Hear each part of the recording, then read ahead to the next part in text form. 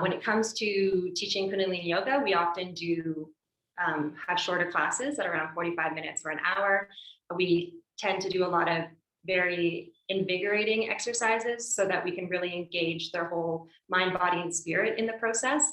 We do longer meditations and things like that too, on occasion or at times, but on a daily basis, we really focus on invigorating sets so that they can really engage their whole mind, body, and spirit. At this age, they're still sometimes might have a little bit of trouble concentrating. So we want to make it as engaging as possible, and so that they can't kind of space out and zone out. When it comes to little kids, celestial communication is just a miracle worker. I taught kids yoga, kindergarten to grade 9, and in every class at a school. And in every class, there would be a few people that just couldn't get into the yoga, just couldn't connect, were looking this way, looking that way, completely distracted. I'd get to celestial communication, and those kids that were previously distracted were the most engaged. So I'm not entirely sure why celestial communication works, but it really is a miracle worker in my mind for teaching kids that are very distracted how to concentrate.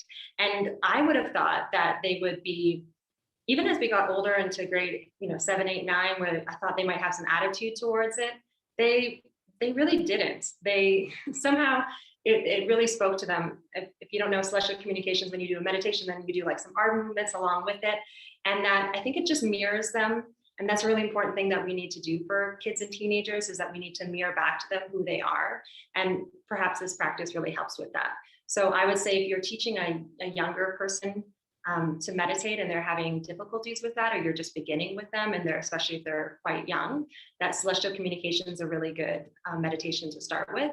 And you can also let the kids themselves make up the movements. So sometimes people in our community have made up movements to celestial communications, but it's really fun for the kids to make up their own, and they can use their creativity and be involved in that way. So, and Sanatana Kaur and others have like great tracks that are partly in English, partly in Gurmukhi, and that's a good place to start.